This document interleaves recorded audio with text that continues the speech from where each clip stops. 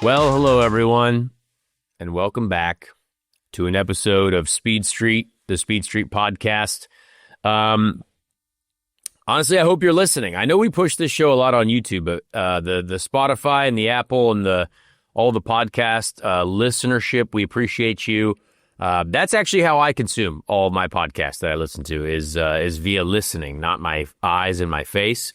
But we do appreciate any way that you listen and watch. We appreciate that. We would also love it if you shared it with a friend. That would be very helpful. My name is Connor Daly. I race in the NTT IndyCar Series. If you're a first-timer here, hello. I race in the number 76 car for Hugo's Hollinger Racing, Chevrolet. Our car was the Tired of Pricks Chevrolet over the weekend, Mankind Corporation, inhalemyinsulin.com. And I don't know if you guys saw this. Chase Holden, my co-host, was also at the race. He was at the race that just happened over the weekend at Worldwide Technology Raceway. And boy, was it an absolute banger. It was a good one. It was a heater. It was a race that I think so many people enjoyed. Over 1 million people did watch this race, thankfully. Sunday night, prime time. Now, I'll be honest, we'll get into a little bit of ratings talk as we usually do. I was hoping it was going to be higher. I really did. Sunday night prime time, not really up against many other things.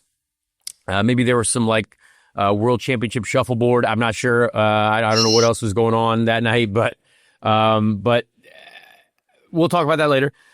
But the fans who were there, I think, got the show of a lifetime. Night racing, IndyCar, high intensity. We saw a car flipping down the front straight. I did a little bit of battling myself for the win, for the lead.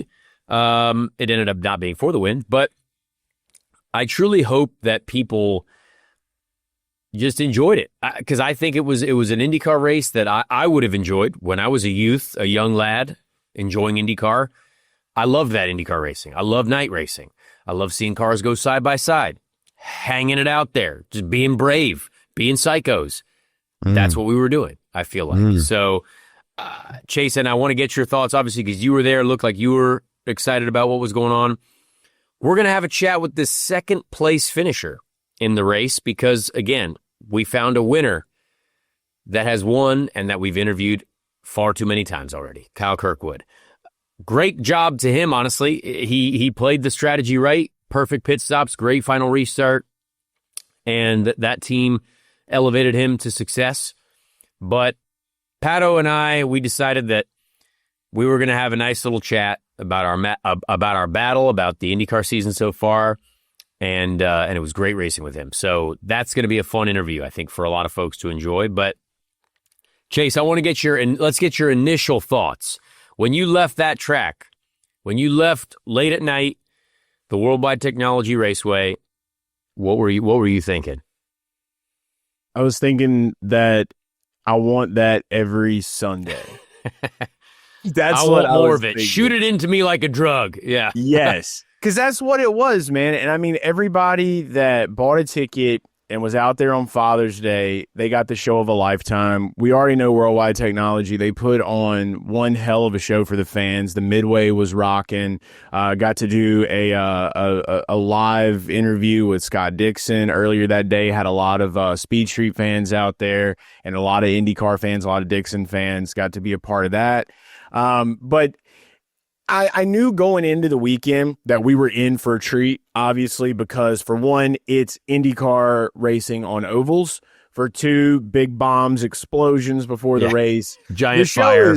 Exactly. The European mind cannot comprehend it.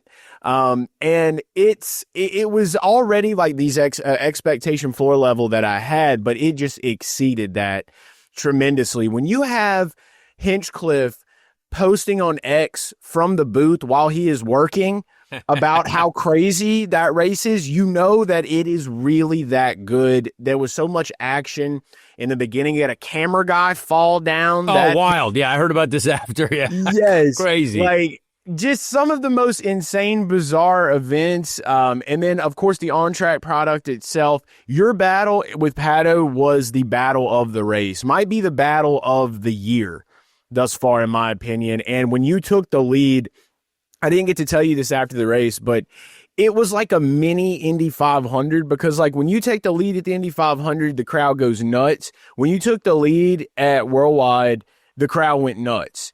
So I think that says a lot. And I heard it from the media center too. So as soon as you were having that battle, I ran out, went up into turn one so I could just watch you get that overtake in person.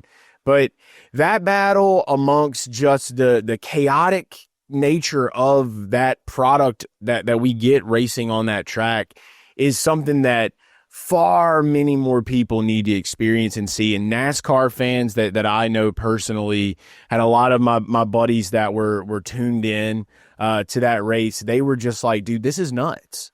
Like I know that you've been in IndyCar and I know you've been going to IndyCar races and doing that now, but this was really my first time like sitting and watching like, oh my God. I'm like, that's what I've been trying to tell you. Like, so being there in person, it was fantastic. I know that everybody got the show that they came for. That track just always puts on, and we need more of it. We need more of those ovals. I would rather it be night, but whether it's night or day, like we just need more of it. It was the best race of 2025 thus far, hands down. Yeah, I mean, that was a great summation of it, honestly. A great summary. Just a fantastic product. And I hope that, I don't know if, I mean, a lot of us have been saying, like, we got to race at night. And that's not just the science behind it. Like, there's way more to it. It's got to be, the right aero package. I think last year the race was quite good as well, but there was something about the way, the temperature played out, the way the cars were set up this year, because it's not like everyone had, the best day ever. There were some cars that were struggling, like on the complete struggle bus. I, felt for Graham Rahal in the biggest way. I mean, that guy would look like he had a boat anchor tied to the back of that thing in the middle of the corners. Yeah. But Graham Rahal didn't forget how to drive, right? It's just sometimes these cars on short ovals, if you don't have it, if you're out of the window, you're way out of the window. Yeah. But you saw some teams like Prema have a solid day, top 10, which is wild for those guys. So let's get into the results. Let's just go right into the results. We want to make sure everyone, in case you for some reason are just like listening to our voices and don't watch the IndyCar races for some reason, that's fine. We appreciate you. Yes. But let's get into the results sheet. So Kyle Kirkwood, obviously, another win. First oval win for Kyle Kirkwood. Yeah, I mean, I spent a lot of time around Kirkwood during the race, passed him very early on, and then never really saw him again until the final restart. Actually, no, I had to restart and pass him again, but sort of really never saw him until the end. But they had a great pit stop. Incredible, restart to get around Pato and Nolan Siegel. We'll talk a little bit about that. But Pato O'Ward finished second. Christian Rasmussen with his first podium. Christian Rasmussen had a wild day. He was all over the place. He was on fire at one point. But Christian Rasmussen was, one of the guys like myself who ripping the top. He found all of his speed on the top lane. I would say the second to last stint, his car is very good in the first part of the stint, because he was kind of challenging me a little bit, and then as long as I could take his air and use kind of my NASCAR experience to take his air away, we could kind of pull a gap. But great day for him. Really, really strong finish for him. Scott Dixon, fourth, luckiest man of all time, most successful driver of all time. Most races of all time, but I don't know how he ends up in a lot of these positions that he ends up in. Scott Dixon was not that fast, to be completely honest, and I think he would admit this to you as well. But somehow got a yellow when he was an entire lap ahead of the field, which means that he can just pit and still remain in the lead. Someday I hope that happens to me. That would just be hilarious, But yeah, Scott Dixon somehow inserted himself into the race, and Santino Ferrucci, kind of similar thing. Great strategy options from these guys. He just pitted for fuel only at the end of the race, and it worked out for him. He got enough clear track to make it happen. I finished sixth. Just a complete shame for us to not end up on the podium after the day we had, but I'll kind of share with you why that happened. Rinus VeeKay, seventh. Solid day for Rinus. Alex Palou, eighth. He said he had a really tough day, still finishes eighth. That's how champions do it. Marcus Armstrong, 9th. Robert Schwartzman, 10th. Really impressive run from the Indy 500 pole sitter. Really, really impressive. Alexander Rossi, 11th. Kind of surprising that he honestly got shown up by his teammate pretty aggressively. But yeah, wild one. Here's a surprising one. David Malukas finishing 12th. Now, David Malukas, he hit the wall literally right in front of me. I saw it happening on that last, basically the second to last pit stop exchange, the second to last pit stop exchange. Tried to stay up high, and he got, I would say, a little bit run up high by the car that he was alongside with, but the marbles are brutal. So a shame for David Malukas' day to end like that. He definitely had some pace. Marcus Ericsson, 13th. Christian Lundgaard, 14th. Kiffin Simpson, 15th. He was trying to work on his oval results, like he said on our show. 16th, Felix Rosenquist. 17th, Colton Herta. I actually don't know what happened to Colton at the end. Something must have happened to him because he was kind of running up front for the most part. I don't know if he was trying to save fuel or Santino Ferrucci tried to basically wreck him into the wall on one restart. And I'm still really, again, those guys definitely have some beef because that was not cool at all, especially on a short oval. Callum Ilott, 18th. He was trying to do the fuel save to the end. He had to pit with like 4 or 5 laps to go. Nolan Siegel, 19th. We'll talk about him. Stingray Robb, my teammate, 20th. Jacob Abel, 21st. Graham Rahal, 22nd. Devlin DeFrancesco, after a crash, continued and got hit by a cameraman. That was wild. And here we found Team Penske. Scott McLaughlin, 24th. Joseph Newgarden, 25th. Louis Foster, 26th. And then Will Power, dead last, after a right front tire failure, which was crazy. So there's your results. Let's get into the race and how it played out. I'll kind of explain a little bit of my weekend. So at the beginning of the weekend, we went into it with a little bit of confidence because obviously we had raced there last year. And last year we got wrecked like very early on in the race, so it was kind of a shame. But we saw a few elements and saw a few things that we knew for the race would help us. Now we weren't sure exactly if for qualifying we could use these same little tidbits of information and setup changes, but in practice we were, I would say, relatively okay. I would say we went out a little bit too early. We went out with some of the car because I went out and we were immediately miles faster than some of the other cars that went out. You know, some of the rookies and some of the folks that maybe aren't quite as comfortable on the oval. So if you notice, you know, Joseph Newgarden didn't even go out of the pits until halfway through the session. And realistically, in FP1, you can run a set of new tires right at the start, and then one other, and that's pretty much it. Unless you were going to limit yourself for tires in the race, we really don't have enough tires. You know, for a race like Gateway, that's 5 pit stops essentially. You only have enough tires to run 2 new sets in the first practice, 1 new set for qualifying, and then for the second practice, you don't get to run any new sets. You're just running used sets. So we're pretty limited. And Joseph didn't even go out till halfway through. Did his fastest lap of the practice, never went out again.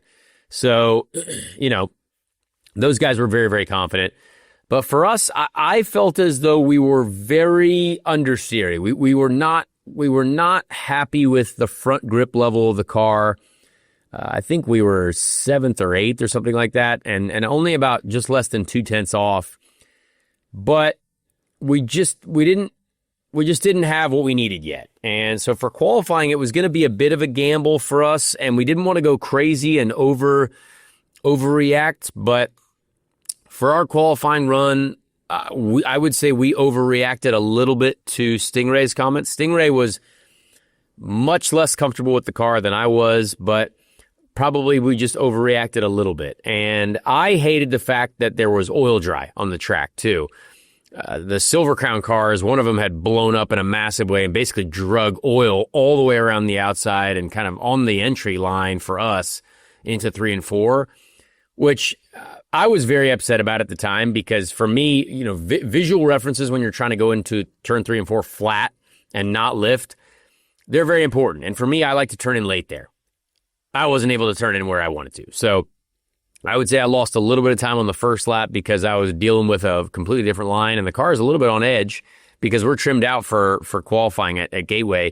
you do tend to run a little bit less downforce in qualifying than you would in the race. But yeah, just did not have the speed that we were hoping to have, and it was just a mess. And also, people don't notice these things, but on oval qualifying, this stuff matters a lot. The sun was out, beating down on the track for about the first 7 or 8 cars to qualify. Then the clouds came over and the track dropped about 10 to 15 degrees. That is free miles per hour. That is free speed, free grip, and everyone from then on was benefiting from a massive decrease in track temperature. Now, again, we're not throwing out excuses. We're just letting you guys know what was going on. That's why you saw cars like Christian Lundgaard, for example. I don't believe he was that fast, but he went later on in the run and was able to qualify just in front of us. Had he gone when it was a little bit hotter? Probably not starting in front of us. But again, these things happen. We need to be better in the championship so we can go out later. It is what it is. So we qualified 15th. I was very upset with that. But as soon as we got out there for the Highline session, we applied the things that we wanted to do for race trim running, and boy, did they work. And I love the Highline session because I think it's very important to get up there and start running. And if you notice where I was running at the start of the race in the onboard clip that I posted, they paint dashed lines on the track where we are supposed to run above for the Highline session to make sure that we can put some rubber down on the high lane so it can help for the race the next night. And the Highline session was so much fun for me. I thought we were ripping. And if you notice, that's exactly where I went at the beginning of the race. Way above those dash lines. You see them on the track at the start of the race still. And some people were not comfortable going above there. That's exactly where I went because I was using my knowledge from the Highline session. And our car was brilliant. We made it better as we ran. I felt very, very comfortable going into the race. And we didn't even get to try, we weren't able to try anything on new tires, but we were super, super comfortable and ready to go. And as soon as that race started, I went exactly where I wanted to. I was a little bit nervous that I wouldn't get to the Highline. Thankfully, Callum Ilott, who started right next to me, did not get a good start. I popped right to the top side. And the rest is history. I have my momentum. We might have been able to get more people, but my momentum got delayed because Marcus Ericsson threw a little bit of a hip check at me as I was rolling the top in 1 and 2. And then I actually started to get passed by both Renus and Lundgaard again into turn 3, but I just turned in flat. There was no chance I was going to stop the momentum that I had. I knew I had grip. We went 3 wide past 2 cars immediately and just continued to keep ripping. And I was so confident in the car. I was so happy with it. It was going everywhere I wanted to go. I just kept passing people. It got a little hairy, I will admit, between Colton Herta and I and Felix Rosenquist because he was up top of Felix.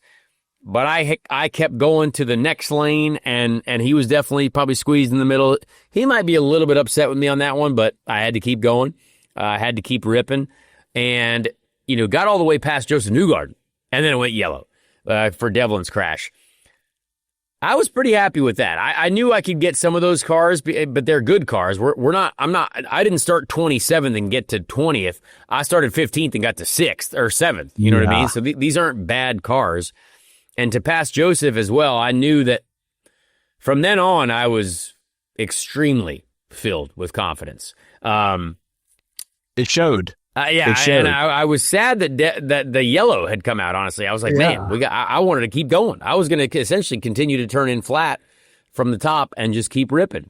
But we obviously had a yellow, had to reset. And from then on, I was like, why not? Let's keep going. And immediately the next restart, past Marcus Armstrong, real tight, exiting out of 2 there, and just kept going. The car felt fantastic, kept passing past Kyle Kirkwood, past, Pato O'Ward, who's going to be on our show. We talk a little bit about that later. And I'm sitting right behind Scott McLaughlin. So I'm like, okay, this is a good spot to be in. This is exactly where I want to be. Let's see how the tires... let's see how the tires wear. Let's see how the degradation unfolds a little bit here. And It was good. I mean, the car was fine. I had basically radioed to my team saying, hey, look, I think we need a little bit more front grip. The car was pushing for me a little bit, so let's maybe get a little bit of front wing in there. And for our second stint, though, we were not quite as happy. There was an adjustment made that I was not a fan of, but sometimes with these tire pressures and things that are going on, sometimes the team can see more than me, right? So all I can say is like, please give me the same thing. But for them, maybe they're seeing a tire go the wrong way on pressures. We're like, hey, we need to correct this. But the second stint was a tougher one for us. Now, we didn't lose a ton of time, but we weren't on the attack as much. So we had to kind of get through that stint, and I was really I just wasn't as happy. I was not having as much fun as I was on the first stint. And I was like, all right, let's keep our mind right, because a lot of drivers, if suddenly your car, I'm doing a lot of work in the car with the tools, right? I got both anti-roll bars. I've got weight jacker. I'm gonna work through some things, and I got to the absolute limit of where I could go on the tools, and couldn't wait for that next stop. But as soon as we put on that third set of tires, bang, we're right back to it. That we fixed what we needed to fix. We put a little bit more front wing in again, and now I was hooked up. Your boy was rolling again. We were getting to the lead, or getting to where we needed to go, and the race was fun. I mean, I will say that what's interesting about the race is that as we were moving through traffic and moving around, the cars in dirty air are still a challenge. You had to be very committed to either the top lane or kind of understeering through the dirty air of the car in front of you to then catch the air on the right side of the front wing to then save you from the marbles in the wall. But it takes a lot of commitment to do that. And some cars could, some cars couldn't. But as we slowly started to work our way forward, the sun goes down, and then we have Joseph Newgarden's accident. Oh my gosh. When I heard my spotter say, yellow, yellow, yellow, oh my gosh, we got a car upside down in turn one, lot of debris, get checked up. That was a crazy one. I couldn't, that was, well, I'm going to pause for 1 second because we can talk a little bit about that, but there was another Penske car as well that went on the wall first, Will Power. Yeah. That was also crazy. Seeing Will Power go into the wall with a right front tire failure, that doesn't happen very often. And Firestone puts out really good tires for us, and I think this tire as well was a very good tire. So that just makes it seem like, man, what are these Penske's running that are putting these right front tires under so much duress? That was kind of wild. They must have a very interesting setup philosophy that is obviously different to ours. Obviously very fast, but puts the tire under a lot of stress. Yeah. But let me tell you how close I was to running out of fuel. That was not fun. As soon as Will Power crashed, I was going to pit that lap. I had the fuel alarm on my dash, and I was like, please, for the love of God, I don't want to run out of fuel. I don't want to do the emergency. I thought to myself, is this really where it's going to start going wrong? I need to pit for fuel. And thankfully, Will Power didn't put it in the wall hard, and they were able to open up the pits. But we were like 1 lap or 2 laps under caution away from needing to pit like Christian Rasmussen did later for emergency fuel. But we did. Thank God. Anyway, I just want to let you know that we almost had a near disaster on running out of fuel, but we didn't. But yeah, Joseph Newgarden's crash. Crazy, wild. I think the main thing about this that a lot of us have been looking at is the yellow flag maybe could have been thrown a little bit quicker. Louis Foster got directly into the wall. His car looks like it's going crazy. It's still under green. That I would say is a shame, and for sure we might get I would say at the next drivers meeting at Road America, we're probably going to get a little bit of an explanation on that. But Joseph had nowhere to go. I mean, when you're coming around turn 4, you're hauling the mail. Alex Pallou's backing up in front of him to try to get around the crash. And you look at Joseph's onboard. Louis Foster, when he's exiting turn 4, Louis Foster's way up in the top lane. So you should absolutely be able to use the bottom lane. And then Louis Foster's suspension collapses and he rips back down to the bottom, spinning. Just a real dangerous and crazy scenario, and glad both guys are okay, honestly. But that was a wild one to see a replay of. And when we came around the front straight and we saw Joseph upside down, I was like, man, how the heck did that happen? But yeah, that was a crazy one. What was your reaction when you saw that accident? Yeah, it's a couple things I'll bring up, but like for that one specifically, like the one thing I will say is safety guy was so fast. Awesome. To get to Joseph. So that is a big plus of where we have 3.2 seconds, I believe, went from when Joseph's car stopped to safety guy under there saying, hey, what's up? Yeah, the caution, I didn't get to see, like, I did hear some people talk a little bit about, like, there was a little bit of a delay, but it seemed like the light went on relatively quickly. If it could be quicker, that's great. But yeah, it was just great to see how quickly everyone was able to react to that. Glad that they were good to go. And yeah, watching it back on the replay, I didn't see it happen in real time, but I did get to catch the replay of it. So it's just... Joseph had made his commitment, right? He committed. He said, okay, well, I see him losing and I'm just going to get down here. But I guess he just did not, understand the amount of force that was coming off of him. I don't know. It's a very tight lane to be having accidents like that. Seems like suspension and Louis Foster are not great of friends over the last couple of weeks. Yeah, I mean, he put himself into the wall and it happens. We saw it happen. We saw the exact same thing happen later to David Lucas too, right? Once you get in those marbles, a lot of us are trying to run that top lane, but not the very top lane, because the very top lane is essentially, when you get up there, it's like you drove into a pile of mud. You lose all steering. You lose any ability to control the car, essentially. And Louis Foster was a victim of that. But what a crazy one. And a long yellow flag. That is where Christian Rasmussen had to do, I believe, an emergency pit box there, stop in the box because he was running out of fuel. Thankfully, we didn't have to do that. But yeah, that was a wild one. Glad everyone was okay on that. But again, crazy race, right? We saw cars flying through the air, flipping upside down, side by side racing. And that pit stop sequence as well, Chase, that was where it really was crazy, because we had, I believe that was the pit stop sequence where you had the Scott McLaughlin penalty, you had the David Malukas penalty. There was also a stop, I don't know if this was the same one, but there was also a stop where Christian Lundgaard basically just stopped in front of Alex Palou's pit box, and I don't know whether he was just going to miss his pit box or what, but there was a lot of pit action, a lot of pit stop action. And confusion. Yeah, pit confusion. I didn't get to ask Pato, sadly, in our interview about one of his last pit stop, which was insane. So good. But when we kind of cycled to the front because of these pit penalties, that's when I knew that I was like, all right, I think we're in a good spot here. I think we're where we need to be. Restarting second behind Pato, I knew our car was, we were in a good spot. You're dogging them, dude. You were dogging them. I believe that, again, I believe we had a car to win the race. I do believe that.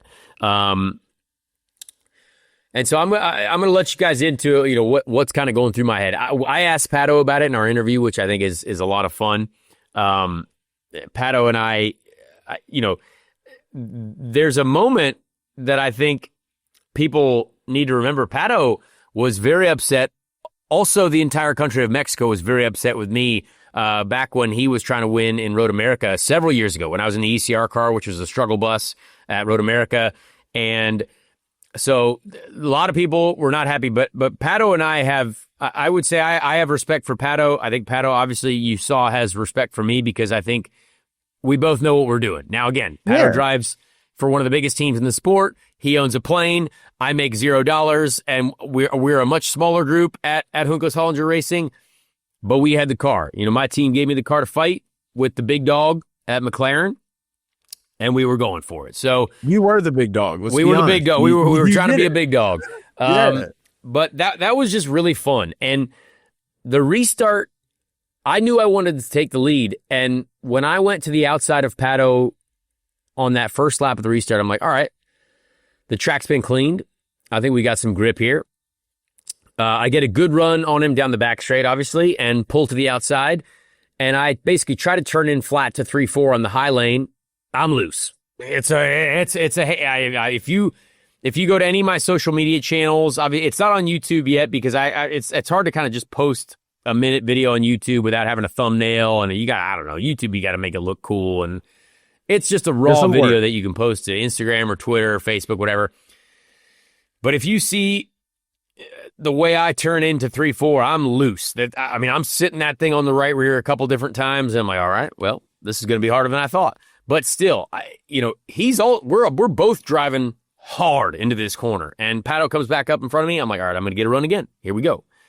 Now, if you notice, if you're looking at the video, there's a lot of hybrid deploys, right? The way the hybrid works at this track compared to maybe some of the road course and street courses, the road and street courses, to regenerate the battery, you have to get off the throttle or use the brakes. There's not a lot of brake usage, obviously, at St. Louis.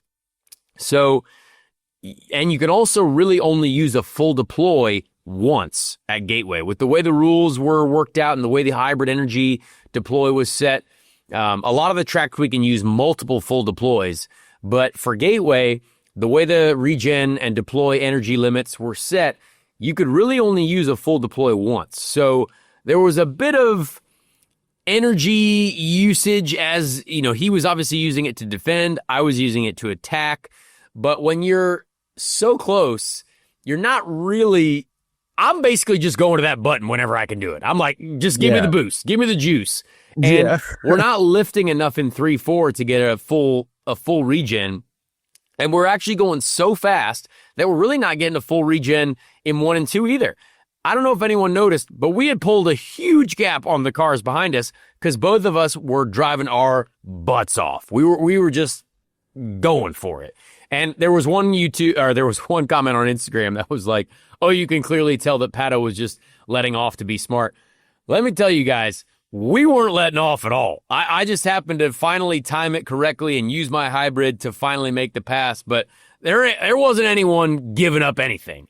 And that was a mental battle. Obviously, everyone watching at home knows more than we do. So, that means that, that was why that was said. But let me tell you, we were absolutely fighting our butt cheeks off in that battle. And I was learning every time, and he was learning every time. But I knew his car was not as good on the top lane. So I knew he was going to stay glued to the bottom. And I was very happy on the top side. So it just kind of worked out really well.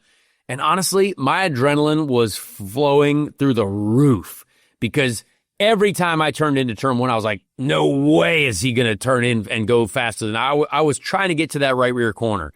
Always had to get to that right rear corner. And again, maybe some of my NASCAR experience helps and some of what I watch in NASCAR helps because everyone's trying to get to the corner and NASCAR. You're trying to get to the rear quarter panel. You're trying to figure out a way to get air off the car. Now, we're not taking air off of his car, off of his right rear when I get to the right rear, but he's got to respect that I'm there. And I know that, and Pato was racing me right on the limit, but he was racing me well and with respect. But it was so fun. When I finally took the lead, I could have put in more of the video clip, but I went, flat into 3.4 immediately the next lap.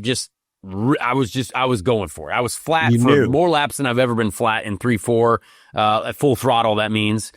And I thought we had the car to win. And so I was just enjoying myself. Now, obviously, after that, we eventually catch traffic. And Pato does close back up because my car, I would say, mechanically was a little bit deficient. We needed a little bit more maybe mechanical front grip, and we were relying a lot on the front wing.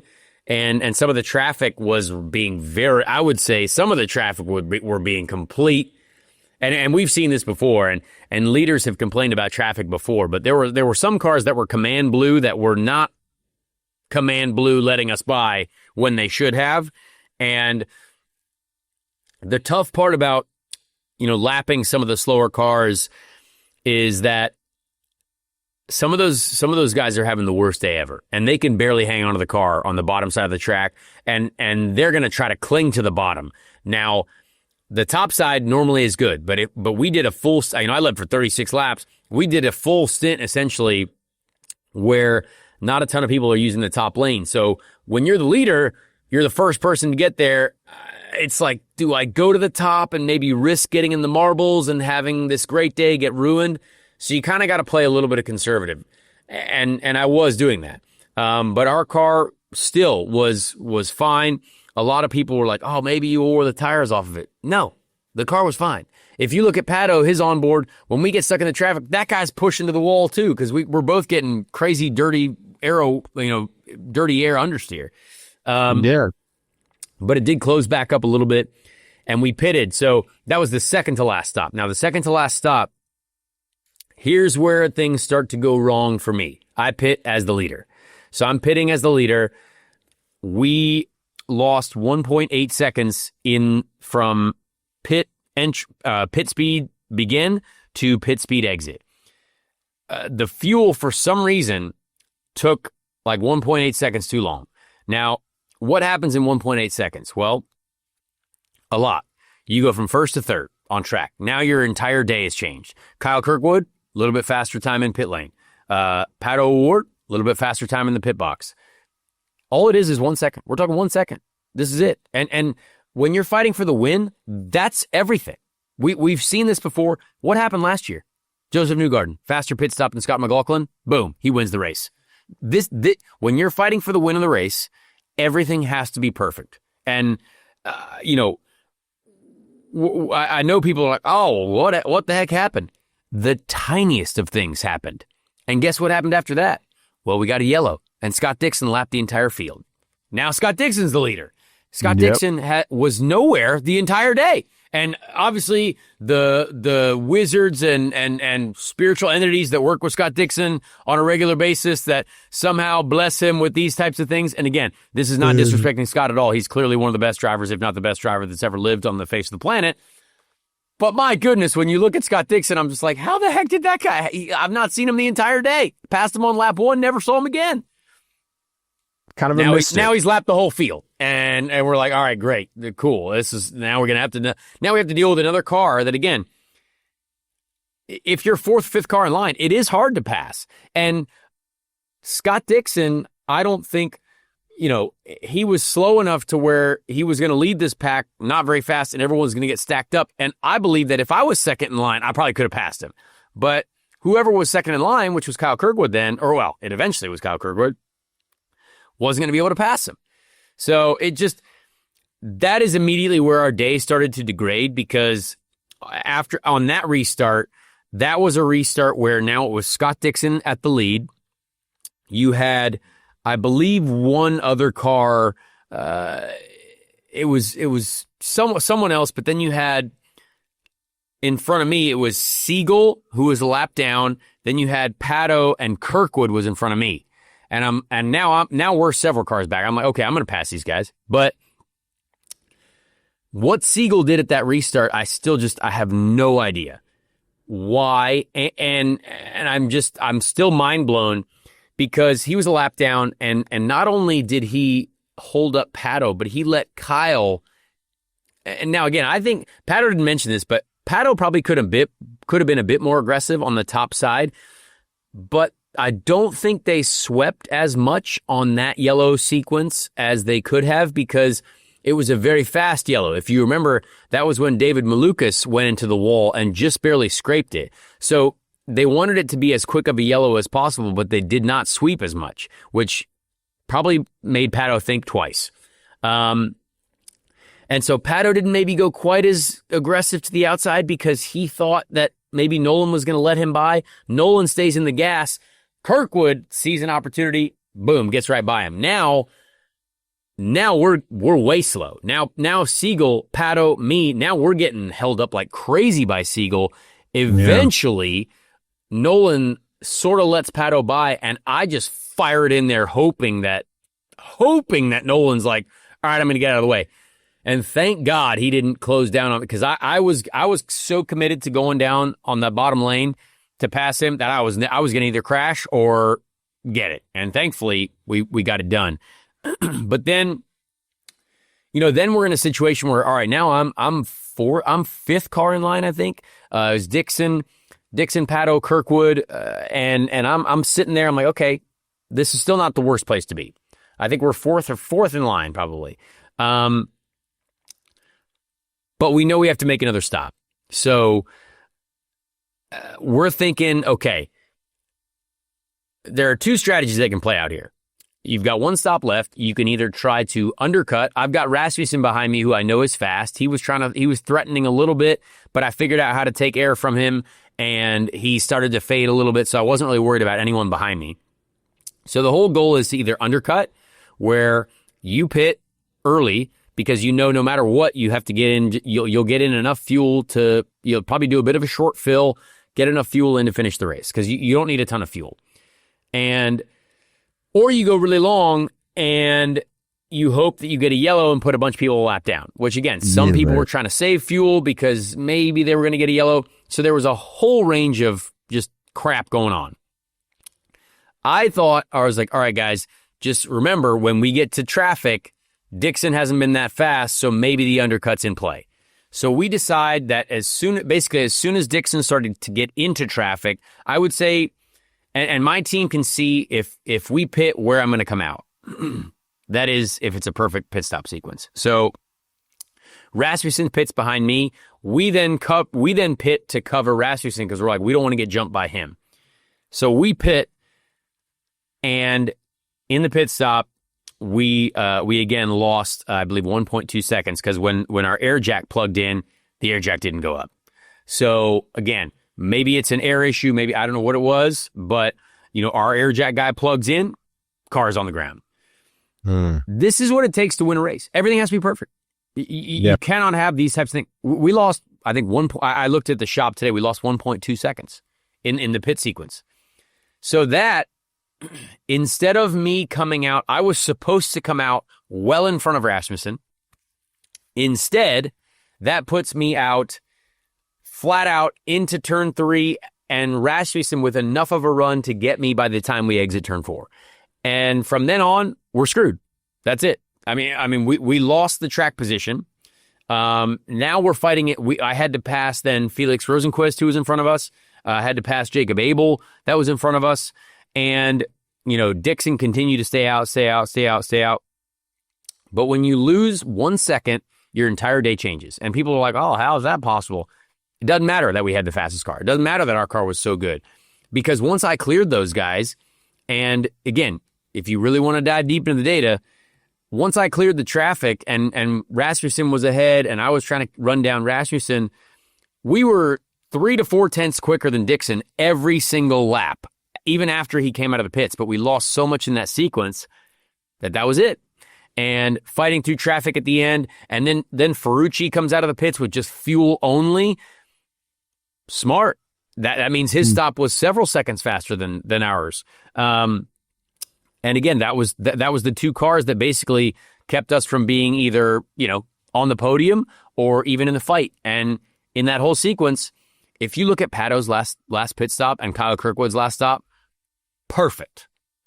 Unbelievable. I don't know if you saw this, Chase, but Pato's last stop, I think, was one of the fastest pit stops I've ever seen. They got those wheels off, wheels on, fuel out, boom, gone. I was like, oh my gosh, that was crazy. So, that's kind of how our day, finished. We definitely had enough pace, but when you lose too much time in the sequence, there was a lot going on there. And, this is not we're not to blame anyone on our team. All day long, we had a couple solid stops. We had just 2 that were a bit of a delay.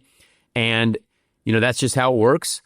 And when you're fighting for the win, which again, we are very lucky and we worked our butts off to get the car in the right window to win this race, and it didn't happen. So yeah, that was what we thought. Chase, give me your thoughts after my summation of the race. I know I talked a lot there, but I gave you a lot of info.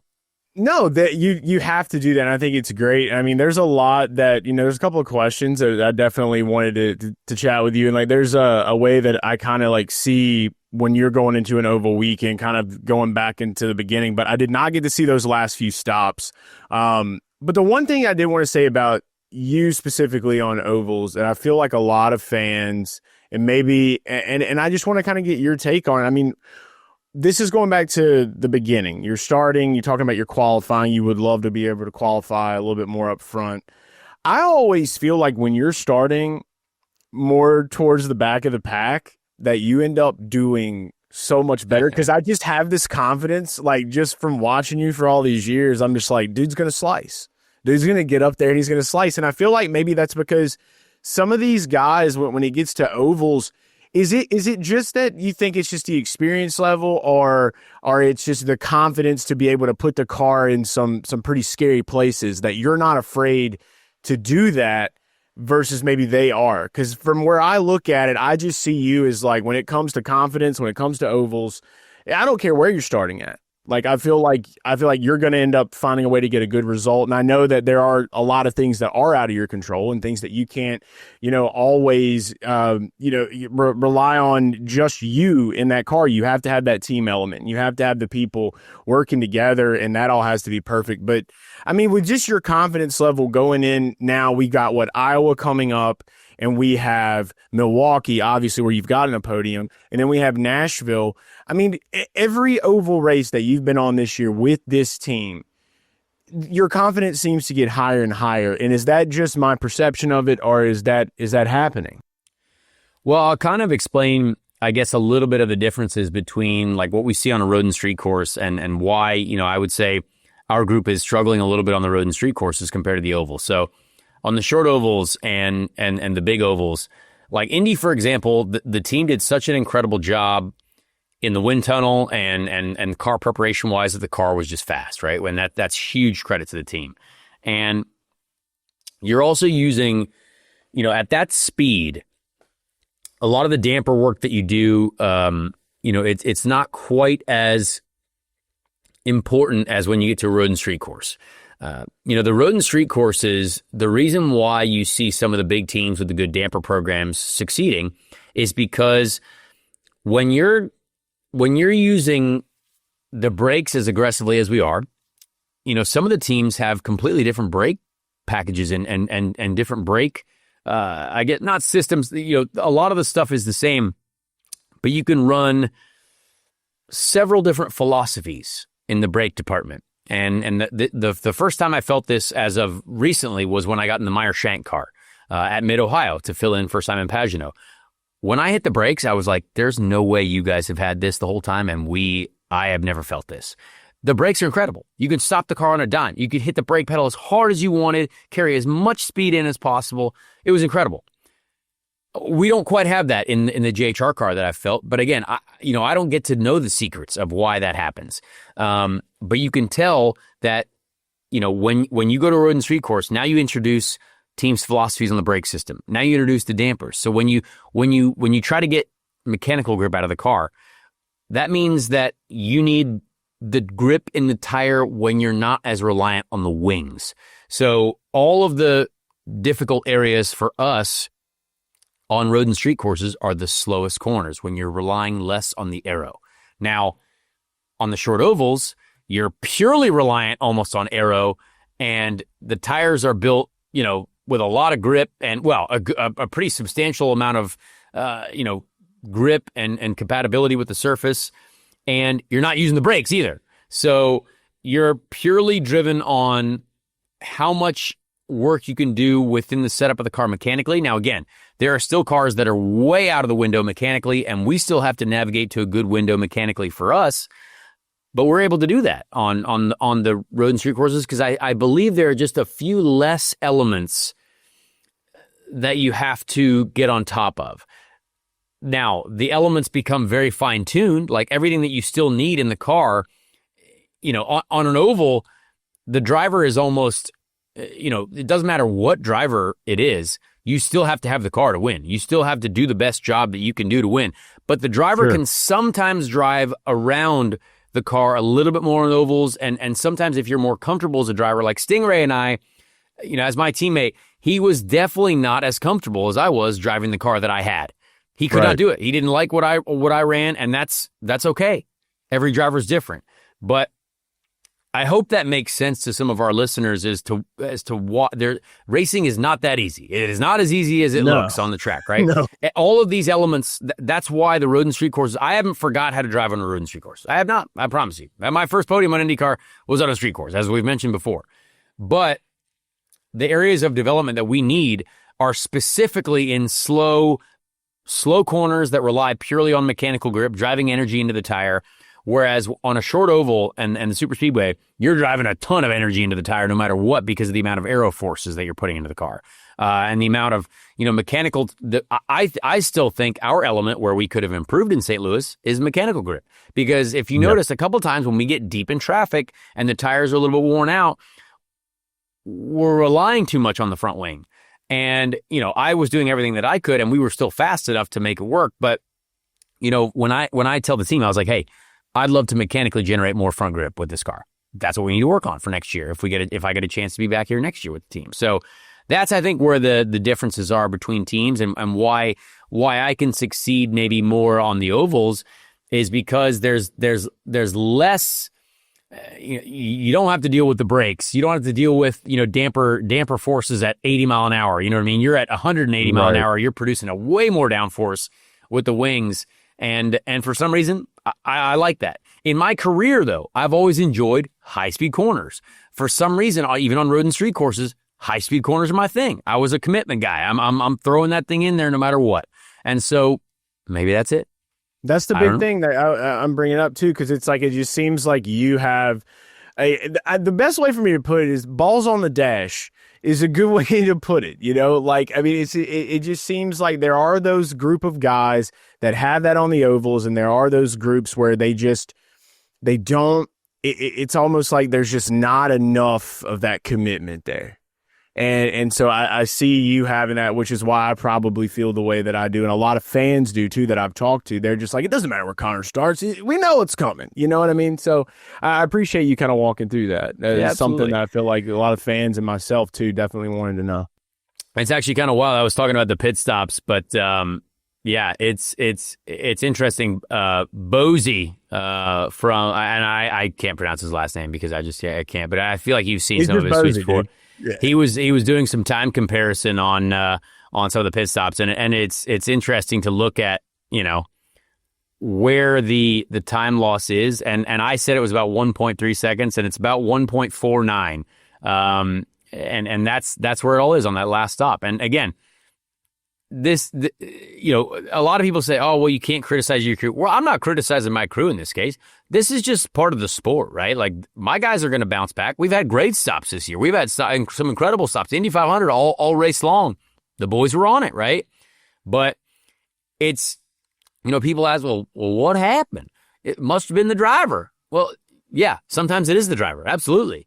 But, it's just all these things when you're trying to win a race, everything has to be perfect. So we're going to do it. Like, we're going to get there, I believe, as a team. I think this group, I've never felt more confident in my life when I enter certainly all the short ovals that we could win every single one.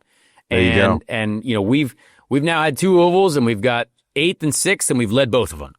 So I think, we could have won both of them. So if we go into every single oval race, and we have a test at Iowa next week, so we get to test there. Don't let us test. Watch out. We're going to get some information. But I'm excited for it. So I wanted to win this race more than anything, and I watched the race, and I got to say, it really, really, really hurts my entire soul to not have won this race. I think this is a race that I have believed I could win for a long time. And, my career, obviously, if you followed for a long time, it's been a rough go a lot of the times, but it just feels so good to fight for the win. It feels so good to drive against, the guys at the front who, obviously those guys are far more regularly at the front than I have been this year, of course. But, racing with Pato, with Scott, with Joseph, with Kyle, those guys are good guys and good racing drivers. And it's fun to race with those guys. But this one hurts really more than I think. Not as much as the Indy 500, but this is one that is, I don't know how many more chances I'm going to get at these types of races, right? You just have to be realistic with it. And I'm fighting with everything in my soul to make an impact. And so I can come back and get another shot at it. And so hopefully people enjoyed it. I'm glad, honestly, people enjoyed watching the race. We can talk a little bit about the ratings. Obviously, 1 million people. We got like 1.012 million people. Yeah. 50% up from last year. So we can say that it is a 50% increase. Yeah. We can say that. I guess there probably overall isn't as much like promotion, of course, as we saw for like the races pre Indy 500. Now I've been watching other Fox Sports programs, and there's been promotion, but how do we break into like 1.5? You know what I mean? I would have thought that we could have got an extra $500,000 on a Sunday night. I really do. Maybe it is too late. Maybe 7:30 Eastern is the right time. I don't know. But it, we appreciate those folks that are tuning in. If you've been listening to the show for a while, you know that we've been passionate about getting above that million number. Like, we need to get above that million number, and we are consistently. You know what I mean? After the 500 too. After the 500. this is you had the Detroit Street Race over a million. Now we have this, so it's almost seems like if we could just keep that for the rest of the year, like getting over 1 million views per race, that is a tremendous increase and a tremendous effort, because it is showing that it's growing. And so I always, I'm always the glass half full guy. Yeah. I always have been, always will be. And it's just because I know that it's just the product is so good. And there's so many people that maybe didn't watch that race to make that 2 million number that I was thinking of. I'm not going to lie. I was thinking in my head, I'm like, 2 mil. That sounds good. That sounds right. But I know now that if a lot of these people could go back, they would have been locked in and tuned in, because they're all seeing these clips. They're seeing the battle you had with Pato. They're seeing the flip. They're seeing just the bomb itself. The lore of Worldwide Technology is the bombs for the Bomberito 500, right? So there's a lot of good signs here. And so going into Road America this weekend, let's just keep that 1 million and just keep incrementally going. Let's keep it rolling. Also, this is a really random thing for my IndyCar career, but I finished 6th 8 times. For some reason, I'm always one step away from a top 5. Like, if you look at my top 5s compared to my top 10s in my career, it's like, oh, that's not a lot of top 5s. I finished 6th 8 times. I feel like I finished 6th all the time. Obviously, that's not a great amount of 6th places in total, but I feel like when I'm having a good day, for some reason, it always ends up being 6th. For some reason, it's like, all right, whatever. It might be your lucky number. No, I hope not. It's not a great lucky number. But 76, that's our car, so I guess we'll take that. So anyway, let's talk a little bit about Road America coming up before we get to Pato, our interview with Pato O'Ward. Real quick, there was a couple almost crashes at St. Louis where Christian Rasmussen, he had a great day and really happy for the young fellow there. That guy, I've never seen someone almost crash so many times. But again, you got to be driving on the limit. And we've seen that at Indy. He almost crashed massively at Indy several times. But I don't know what that guy does, but I got to respect his control and his ability to get right next to the wall and not immediately cremate the wall and destroy it. So impressive and great job. He was fast, running the top lane all night long. I feel like he listens to Ball with DeBall by Kid Rock a lot. There you go. Like, every time I say there, he's just aggressive. He's out there. Also, Marcus Ericsson almost had a big shunt as well on the last stint. Probably people didn't probably see it, but he was trying to run lane 2, trying to run that high lane. Got up into the marbles. We were a couple inches away from several more cautions, I would say. So anyway, great race. Thank you for all those people that came to the race. Thanks to all those people that tuned into the race. It was fun. Anyway, let's talk about, we're going back road course racing this weekend. We're going back road course racing. Before we get to Pato O'Ward, who was a great interview. You guys will really like this one. Let's get into a Road America preview. I have not raced at Road America in IndyCar since 2022.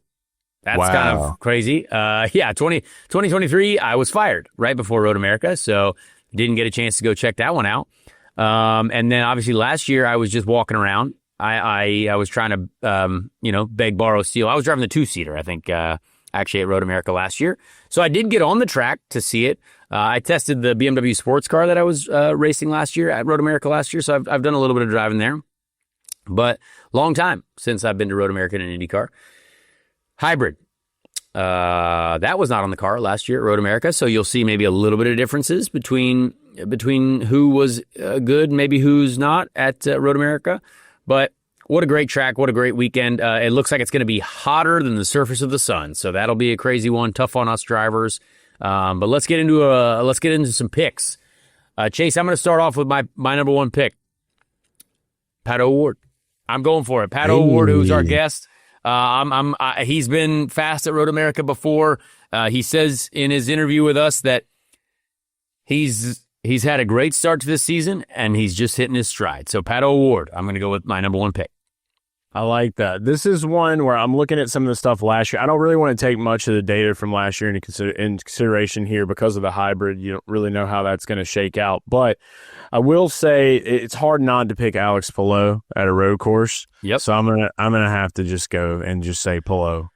I love it. Well, I'm going to go with Colton Herta. I think Colton Herta needs a rebound. Colton Herta might get his first win of the season at Road America. We know he's been fast there before. Very, very talented driver. And it just seems like Colton needs a win. Colton needs a bounce back. Yeah, I right there with you with Colton.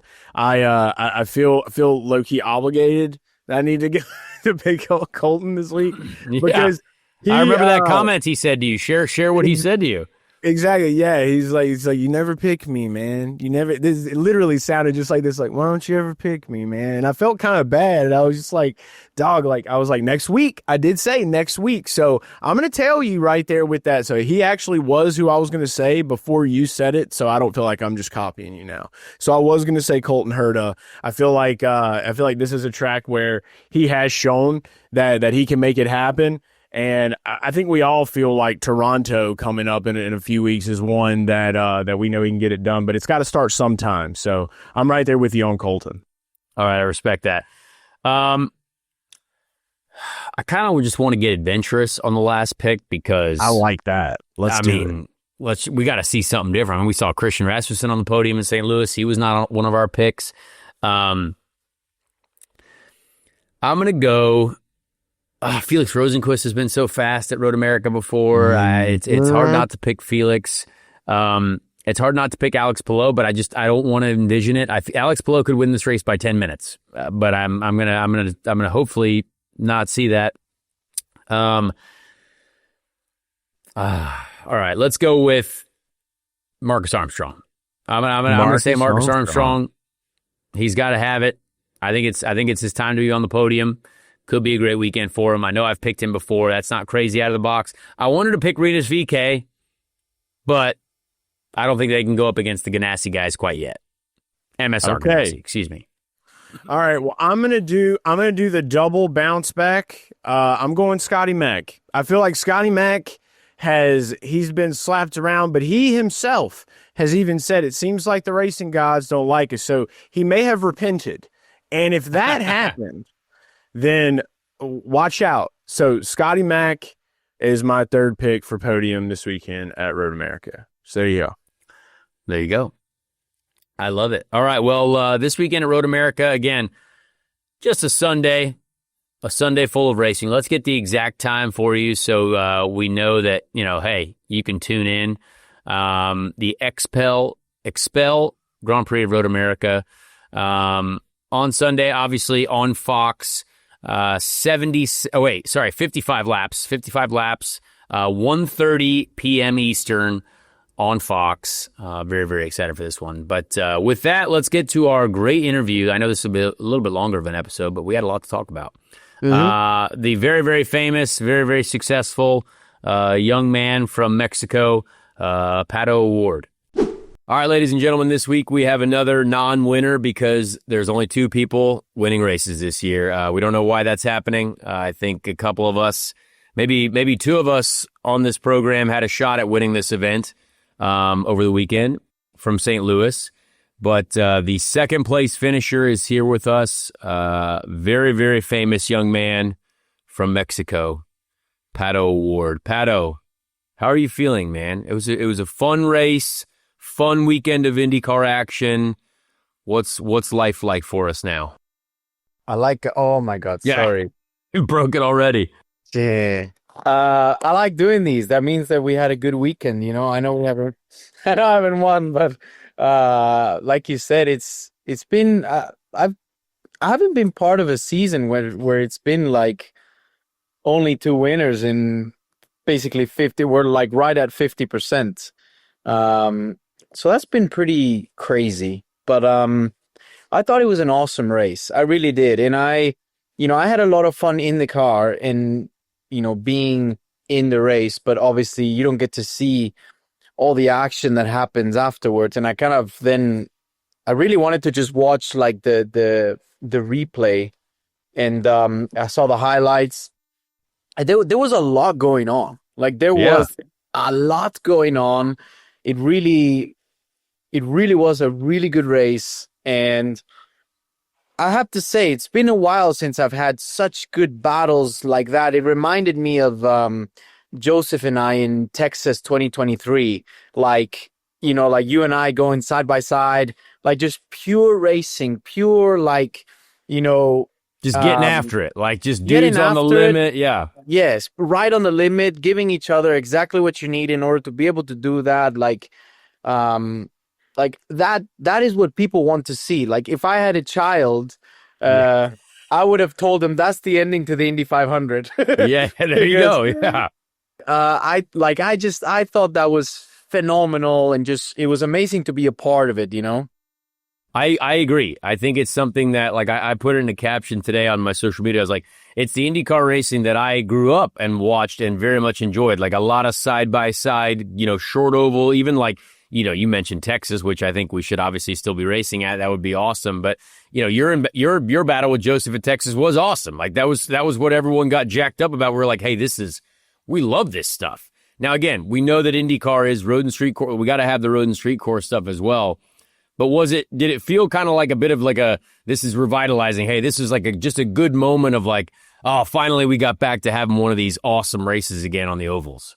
I think it did because I think it's safe to say that last year we were pretty bummed about Iowa being repaved and the race being kind of a single file. And I know there was some testing that's gone down to try and make that better for this year. But even last year, I wasn't a part of the majority of the race because I had a mechanical, so I only did like 50 laps.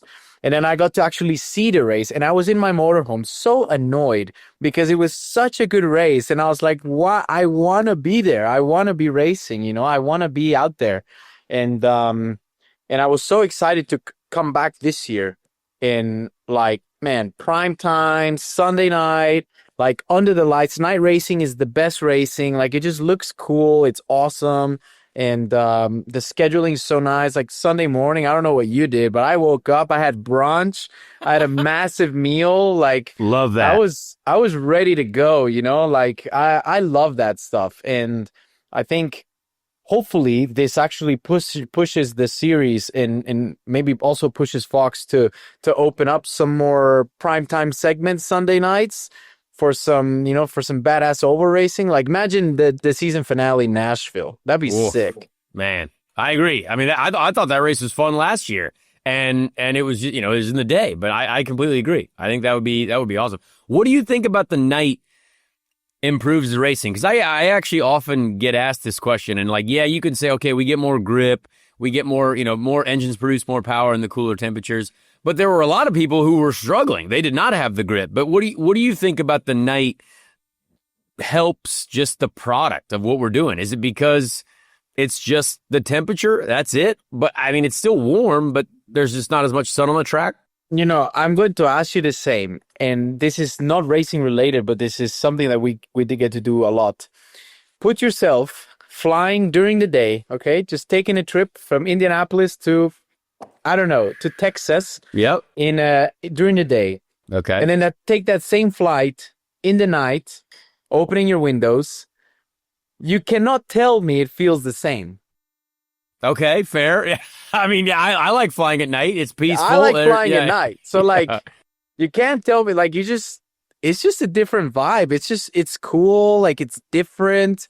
It's obviously not something that we do all the time, especially us as a series. I feel like we had drifted away from all that. And I was like, no, why? So I was so pumped to hear that like we had got that slot, and we're like, this is big for IndyCar. There's no NBA, there's no NFL, there's no Masters. Like there was nothing besides IndyCar racing. And like I've only gotten great like texts from people who are like, dude, that was awesome. And I don't know. I don't know what it is. I think it's the vibe. And I mean, you obviously have to get your car in the window to be working in those temperatures and whatever. But like, I think it was good to have the delay as well, because we had the practice that kind of, my car sucked in practice. Like I was nervous going into the race because we kind of yard sailed it. And like we changed a lot of things because I was very happy in the heat. But then in the night, I was like, what's happened? Wow. So, yeah, like like we had changed a lot going into the race, and we hadn't really tried it. So we were kind of just like, let's see how it works out. But, man, I don't know if you thought the same, but the pace was so fast. Yeah. Well, so fast. The funniest thing was, is I think the most laps that I did flat in 3-4 was like when I passed you for the lead. I was like, wait, I'm still flat. This is crazy. I didn't think that was gonna happen. Boy and was then, committed. Boy was committed. Yeah, just absolutely letting it ride there. But yes, you're right. I mean, the deg wasn't massive. I mean, there was some, but it wasn't massive. But you just kept turning in harder and just going faster, and the track seemed like it could take it, which I think was good. But I wanted to ask you about that because it seemed like your car at the beginning of the race still probably weren't super happy with it. It looked like you were understeering quite a lot. Like when I went by you early, I was like, oh, this guy's struggling to kind of keep the car down. Did you guys make quite a lot of, improvements as you went into the night? Yeah, I was ultimately learning it in the beginning because it just felt like such a different car. And I have to say, I probably went to all the other way of the spectrum. And I started like experiencing with my tools, and I started getting creative then. And then I kind of started getting it more and more into the window, and like I was getting the tires to work better. And then as the race went on, I was getting stronger and stronger and better and better and better. But yeah, I would say it's in the start of the race, like the first stint for sure, I was just kind of like, let me just like understand what I need from it. And then like just continue on making it better. It kind of felt like an Indy 500 for me. Like, it just changes so much during the race. It was cooling off. Like the cars usually start getting naturally a lot more oversteer. Like you gotta be aware and you gotta stay on top of the balance. So I was just trying to read exactly what I needed from it, and just started getting creative with tools and stuff. And I think I got into a very nice place there at the end, to be able to challenge. So it was a long race. It was a long race. A lot of pit stops. Long night. Yeah. See, like I felt the same thing. My first stint felt like a hero. It was great. Awesome. Second stint, though, we had made like a small adjustment. Bad. I was like full tools one way, like really struggling and just kind of driving around, right? And then as soon as we got back onto the next set of tires, all right, we're back. And it was just kind of funny how it worked out. It did feel very much like an Indy 500 where you're kind of going through a whole range of emotions and a range of chassis changes that hopefully you just put all the right pieces together for that last stint.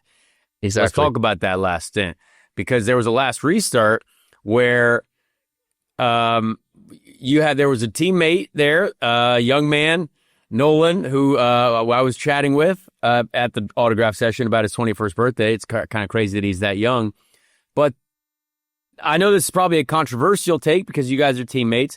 Seemed like there might have been maybe some more teamwork that could have been done there. I don't know what you think, but has there been a discussion? Has there been a Tony Kanaan Twitter meeting or anything like that? No, I mean, we definitely spoke about it coming back into the engineering. I didn't want to say too much on, online or on the broad, because it's, he's 20 years old. I know it's his first full season in IndyCar. Like he's got some experience already, and I think it's okay to kind of somewhat be upfront with what's expected sometimes. And what I told him is like, look, man, I know you didn't do that on purpose. Like, I know you're trying to unlap yourself. I know, but with maybe somebody with more experience, if that's the first restart of the race, I get it. Yep. You're trying to unlap yourself. It's the last restart. Your teammate's trying to win the race. Also, it's important to be aware of, like, if you didn't have a great jump, the chances are that people behind you are on you. or beside you. And obviously at that point, I was beside him. He couldn't see Kirkwood, but I had Kirkwood halfway down my car. So then he's like, I get it from his side. He's trying to unlap himself. But in the point of the race of when it happened, I think there was, apart from that, he had a very messy race. Yes, and I saw that. I think it's easy to get caught up in your emotions and just like there's so much going on where you just sometimes you're not thinking clearly of like exactly what is the best of what you should be doing. So, like I wasn't like mad at him and screaming at him like, dude, what's wrong with you? Because I know he didn't do that on purpose. Like I think that's the last thing he wanted to do. But I think it was a combination of just having a very messy night, which then led to this very important moment. And I think I just think at that point, he just didn't know what to do.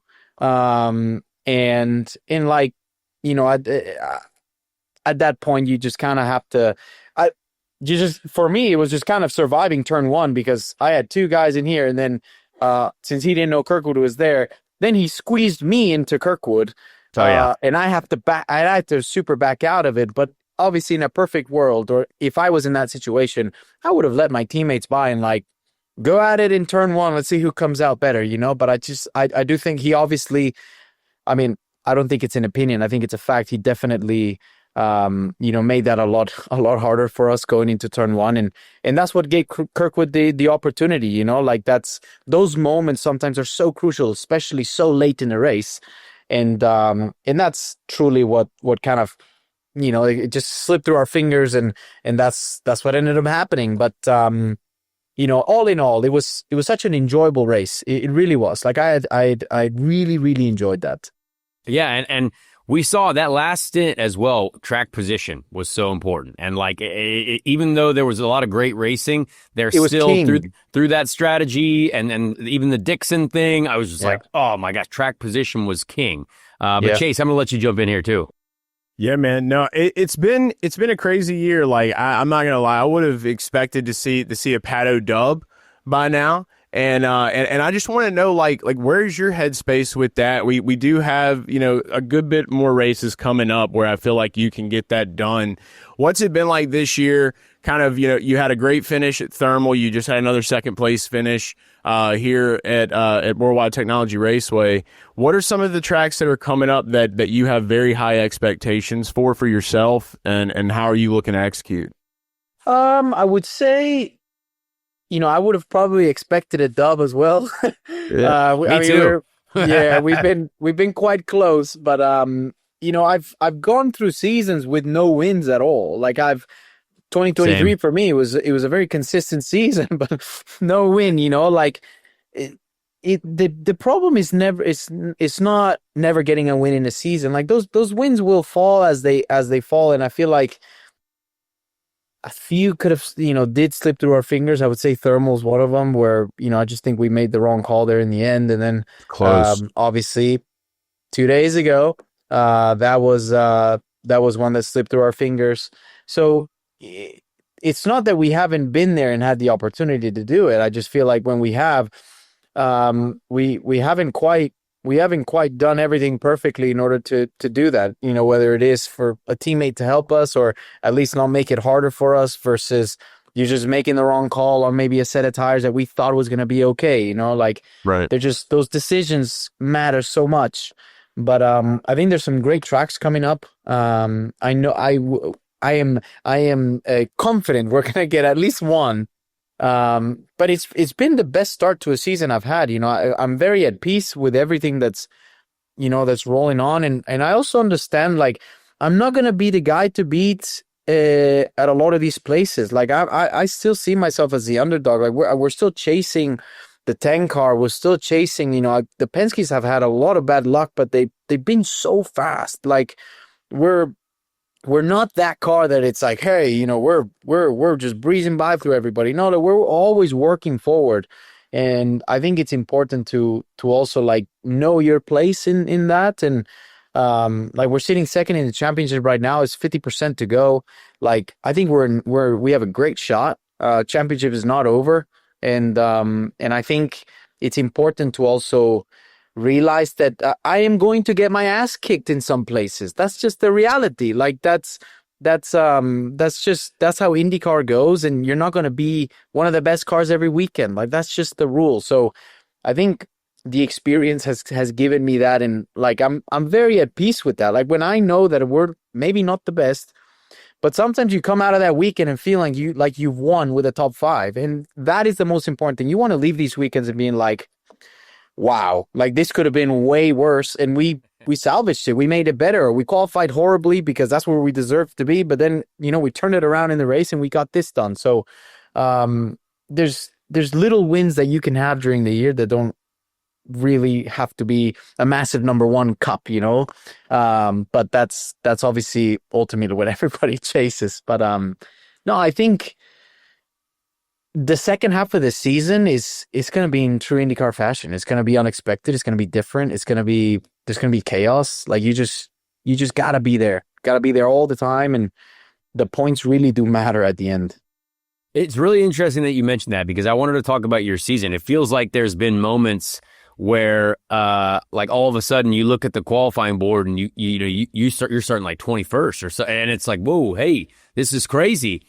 But you are sitting second in the championship. Like that for me, just looking at how these races have gone and looking at some of the qualifying sessions, you've often spoken like sometimes, hey, we didn't get the tires switched on, which is so important. And it's so competitive in IndyCar. If you miss it by a 10th, that's your entire weekend made a lot more difficult.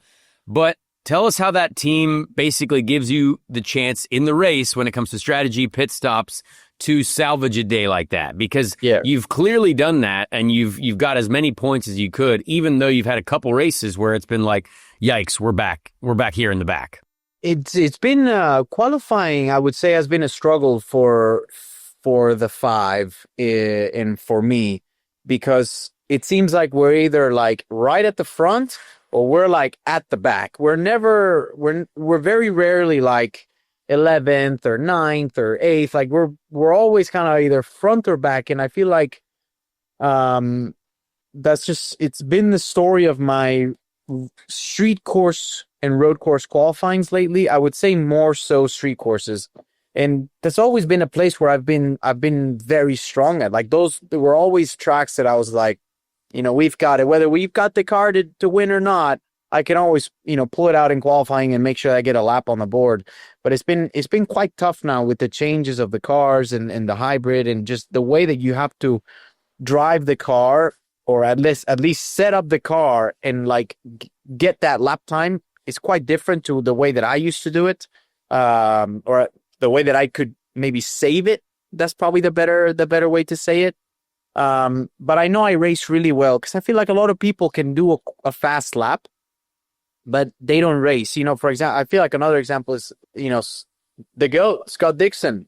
I find him at the back a lot more than I find him at the front, but the guy races like a beast. I mean, he's an animal in the races, and I feel like that's a little bit of how I have felt this year, where even if we qualify in the back, I always go into the race and it's like, I'm going forward because I'm going freaking forward. Like I trust the pit stops are going to be good. I trust that my team's going to give me a good strategy, and that I'm going to have, a better race car than what I did in qualifying, But there's just some of these tracks where like you really are on the back foot the whole week, and you're just like save it, basically. I would say Long Beach was one of those for me, where it took so much just to have that chance in qualifying, which it was going to be one of my best qualifyings in Long Beach.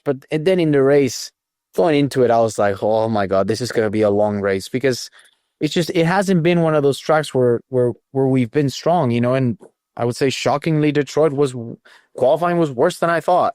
But then I had a very good race, and I raced my way forward. Like that's just what I had to do, So it really depends on these weekends, how they start falling. Like they're so different to many people, like you just because you had a good one last year doesn't mean you're going to have a good one this year. But I think it's been a combination of just trying to maximize, and that maximize might be a 7th that weekend, or if you're starting 21st and you maximize like an 8th or a 7th, like that's a lot better than a DNF. Yeah.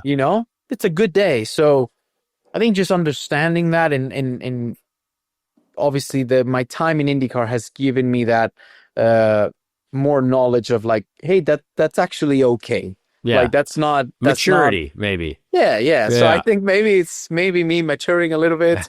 Only a little though. Yeah. But nah, man. I mean, it's so competitive. It's so Yeah. competitive, and you make your life a lot harder when you start back there. Yeah, trust me, I've been there. Especially with no yellows now. Yeah. You know, Oh, like I know. geez. Brutal. Chase, I'll let you jump in here again. Yeah, so talking about the season in its entirety so far, Christian Lundgaard was having some pretty good, I guess, a little bit of race power in the beginning of the year. And there were some talks about how, like, oh, Lundgaard might be stepping up to be like the guy at McLaren. Did that get in your head at all coming into the beginning of the season? Because it seems like now you're kind of turning the tide a little bit, and I see you and the way that you're racing. It seems like you're in a great headspace. Did y'all ever have any communication, and are you guys kind of working together away from the racetrack and talking during the weeks at how you guys can keep working together to get McLaren in better positions week in and week out? Yeah, I mean, I feel like, you know, the story of this season, but the story of like all my seasons, I've always had a very slow start. Very rarely I've had a very, very like big start. And like the seasons go in waves. They go up and down and up and down. And to be fair, like I was actually feeling amazing because it was one of my best starts to a season. Like, you know, I was salvaging bad qualifyings into great races, and yeah, maybe I wasn't on the podium so much in the beginning, but I was there. I was always making sure that I left that weekend or whatever weekend it was, feeling good about what we had done in the race. You know, because that's when the points are awarded. So, you know, I've led that team, and I've always felt like, you know, I kind of live on my own island, and I just do my thing, you know, like, it's not the first time where, you know, I've had a somewhat slow start, or maybe not, you know, winning like Alex Palou. But nah, I mean, I gotta say it's probably the experience and just knowing how everything flows. And, I feel like I've been in a great headspace all year, and I'm very at peace with everything. And like, I think, you know, it's not a secret that I, you know, I've always said that the last person that's gonna, you know, doubt himself, at least in this position now, is myself with me, because I know what I'm capable behind a race car. And I think Christian's done a phenomenal job, especially in qualifying. I think he's definitely been the lead car in qualifying, but as the year goes on and stuff like that, like, nah, it didn't really worry me at all. Like, I know me, and that's probably the best explanation I can give you. You're him. I like that. I like that. You got that mentality. I want to talk a little bit about the Indy 500 because you had a few comments maybe after that motor race. There was one that said, there was one article where you had said that I was going too slow leading and therefore causing everyone to go slow behind me. Someone's got to do it. I know you were very upset after the 500 because of how that race obviously went, but give us your take on your month of May, and obviously great qualifying, but in the race, I actually felt pretty fast, and I think we were in a good spot, but you're right. It is annoying to have to save fuel. Like I had to do it because we were leading, but no one else wanted to lead, right? So it's one of those things that I wish we didn't have that. In Gateway, it seemed like everyone kind of got over that. We're like, we're not going to save fuel. We're just going to push the whole way through. But yeah, I mean, what did you think after the month of May overall? There was definitely some spicy comments, I would say. Yeah, I would say it was some things like certain restarts, and I think that was because there was a lot of inexperience doing these restarts. And I just don't think they were up to the caliber of what Indy 500 should be and what should be seen at the Indy 500. You know, I do also believe that, you know, the 350 or whatever thousand people that were there to watch, you know, whether it is that I, you know, I didn't win last year. But I was part of a battle that was watched and enjoyed by so many people. And I feel like that was taken away from the fans this year because the people that were switching around were fighting for last place. And I think there was not, I didn't feel that magic that I have always felt. And I don't think I'm the only one that will say that. Or I might be the only one because everybody else just stays quiet. But I was frustrated with the fact that the fans didn't get what they deserved. And I feel like, obviously I would have loved to have a lapper in front of me so I can just coast to the finish line and win the race, but I don't think that's not what should be. That's not what should be the ending to an amazing Indy 500. And to that point, I just think it was very underwhelming with the hype that this race and this event carries. And I do think a lot of the issues and why we saw such chaotic restarts were because they weren't up to par. They weren't done properly by the lead car that were doing that. And yeah, I was very frustrated at the fact that it was like gambling. And I know IndyCar is like gambling sometimes. Don't get me wrong, I love gambling. But yes, you do. Yeah. It's not the gambling that you want to be doing, because it really depends on, it just depends on so much more rather than just like, hey, let's pick a lane and let's keep our foot in it. And you're taking for example, St. Louis, you're taking a gamble. You're like, I really hope this car sticks, because if it doesn't, you're in the wall, man. You're not going to save it. And when you come to these other places when you put a different variable in among that already that you're having to risk, when you do these restarts and you're like choosing what to do, I just, that to me, that's like, at that point, it's not racing anymore. It's more like, hey, just pick the right lane and hope for the best kind of thing, which sometimes I get it. It has to be that way. But I felt like every restart was that. Every freaking restart. And didn't matter how much experience you had. Like it was a guessing game. And I don't know. I just thought that it was subpar of what the Indy 500s that I've been a part of have been like for the majority of the time. I don't know what you thought. And yeah, I remember you were fuel saving and other guys didn't have to fuel save. And I think Hunter-Reay and Ericsson could have had like a full on straightaway in front of, after the pit cycle. And, I think Hunter-Reay had that. Yeah.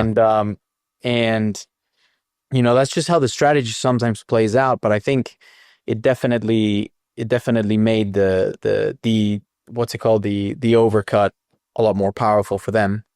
But when you're at the front like that, I know exactly what you're saying, because it didn't matter.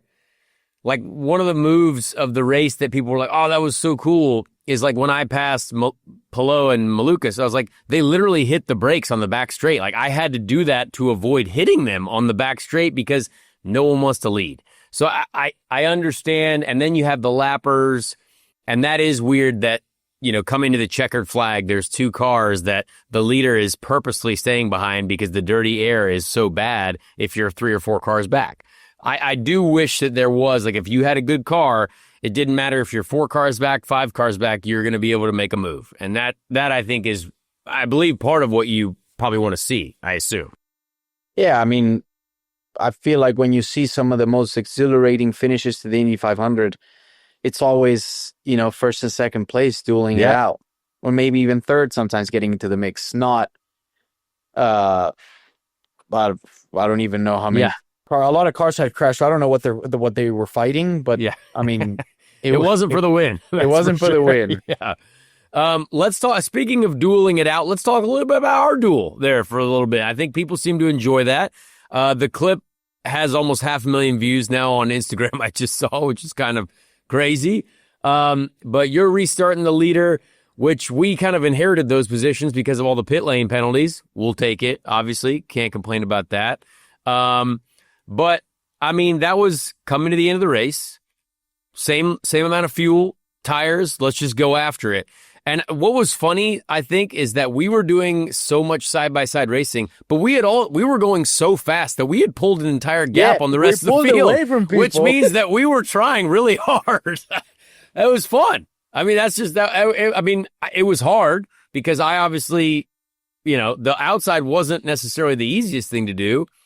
And I probably knew that you hadn't been super awesome on the outside, so that's why I would go there. But tell me your thoughts on that whole process. Man, it was crazy. It reminded me of 2023 Texas because, it wasn't just like one lap. I kept seeing your rear wing on my gearbox, and I was like, this freaking guy, how is he carrying so much speed into the corner? And then I think we went like 4 or 5 laps like that. And I think it was a perfect example of like, this is what is okay for blocking. Yes. Yeah. Hey, fair. This is the definition of what blocking is allowed. Yep. I think this is the perfect example of how to respect somebody when you're racing side by side. Because if I wanted to be an ass, I could have just chopped you off and you were probably gone into the marbles. But I was like, you did at one point, and I almost hit the wall out of 4, but I think saved it was it. 4th lap. Yeah. Saved So it. I actually got loose. Yeah. And then I kept seeing your wing there, and I was like, this freaking guy. But I think it was right on the limit of everything, going 180 something miles an hour, it's nothing to be playing around with. And I just think it was the perfect display of so many things could have gone wrong, but they didn't because there were 2 cars. Like, it takes 2 to tango. Yep. And those 2 cars, which was you and I, those 2 cars were battling. I mean, they were battling it out just like it has to be, and that was the moment of the night. Yeah, I might be a little bit biased because I was in it, but that was the moment of the night. That was awesome. Yeah. I agree. agree. Just seeing the rooster tails, with the cars and touching on the ground, and then just you can appreciate the speed. You appreciate, how everything works, and that was just badass. Yeah. It would have been fun to just kind of keep, because I think we had pulled such a gap, and I think we were kind of at a different level than a few of those other cars. Even Kirkwood, honestly. I don't think Kirkwood was the fastest car. I don't believe that. But the way that restart worked out, it would have been cool to just see it go green the rest of the way, because we all had one stop left. We had to do it. But yeah, it is what it is. Until the next short oval. I agree. We've taken a lot of your time. I appreciate you joining us. I think people will love this. You obviously have a very, very, very large fan base, and all of them buy merch. So I respect what's going on there. Hopefully that's filling up the plane with fuel. That's hopefully very good. But Pato, great work. Also, I interviewed Elio Castroneves earlier before the month of May, and we sat on this show for about 30 to 45 seconds, not realizing that you were at number 5. He was like, "What? Who is someone number 5 in IndyCar?" Like, I don't know. Who is it? Elio and I literally completely forgot that you were number 5. So, oh my god, it was a moment where we both felt very silly, and I just wanted to let you know that. And Elio's old. I have diabetes, so maybe that's just what it is. I don't know. That's just something that happened. So, we appreciate you. Man. It's always a pleasure. You're probably going to be very good at Road America. You've been very successful there in the past, so we'll see what happens. But yeah, thanks, man. See you there. Yes, sir. All righty. Well, folks, what an honor it is to have Pato O'Ward on our show. Very, very famous young man, very talented driver. Boy, his fans, great folks. A lot of people that, a lot of people. Good. I got to respect it. A lot of people that don't like me, though. I'll give you that. But such is the internet. We don't mind. We love that you have your favorite, and keep on cheering because, yeah, that's what sporting is all about. I need to go look up the drama. I haven't seen any. No. It's just little tidbits here and there. Here and there. But it is funny. It's just funny to see how people's minds work. It's one of the it's a science fair of the brain. It's just very funny. But I love it. Keep following your drivers. Sport is cool, and if you hate a bunch of people, well, that's because you're passionate about it. So that's cool too. But I'm a Pato fan too. So hey, let's all be we can respect that. Let's get to one of our favorite segments. The Ricky Treadway Random Indy 500 Driver of the Week. The greatest event of its kind that's ever been run on. Let's meet the drivers. We'll make up the field.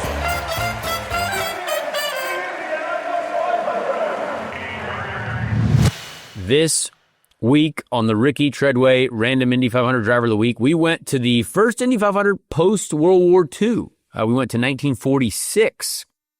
Obviously, America was coming out of a wild time, crazy era in history. George Robson was the winner of the Indianapolis 500, which I'm sure that might be a random Indy 500 Driver of the Week in himself. But that's not our guy this week. Our guy this week is I just lost him. Hang on. No, I'm going to find him. This is a good one. All right, I found him. The 21st place finisher, Danny Cladis.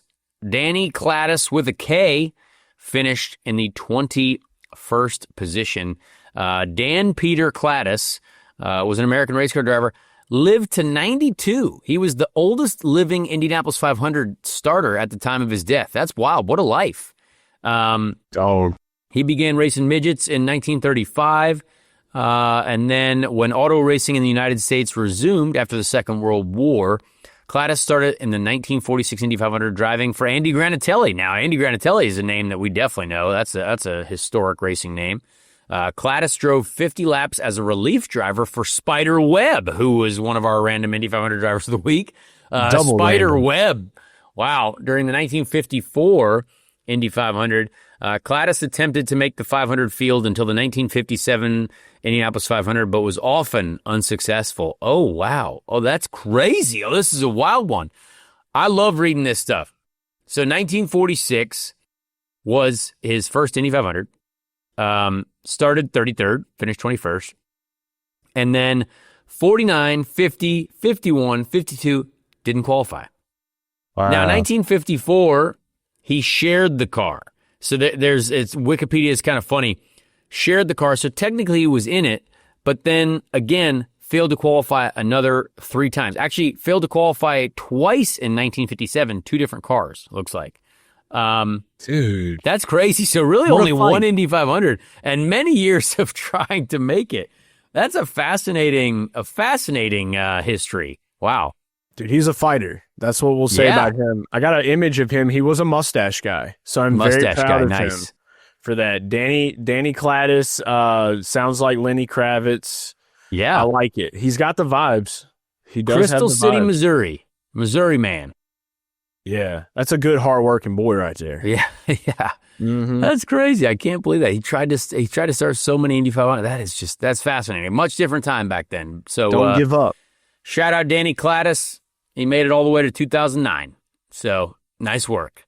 All right, with that, that's going to wrap up our show. I think that's all I wanted to talk about. We had the F1 movie premiere last night, which is wild. I text Lando Norris. I said, I want to know the real thoughts. I want to know the real thoughts on this movie. But honestly, it looks awesome. I know everyone's been advertising about it, and we don't need to talk about F1 anymore. There was a lot of discussion about a lot of people very upset that I was talking about F1. But we still like F1, still hate their schedule choice over the Indy 500. But the F1 movie is probably going to be wild. So I know they don't need free advertisement, but I do want to see it. I'm not going to lie. I like racing films, so I do want to see it. I'm going to take my child. He wants to see it. My kid wants to see it. So I'm going to take him. So we'll see how that goes. Let's chat next week. We're going to have to figure out a time to do the show next week because We test at Iowa next Wednesday, which is when the show comes out. So we'll probably record on either a Monday or a Tuesday, maybe at some creative hour. But yeah, we will see what happens at Road America on Fox on Sunday, and we'll see you next week on Speed Street.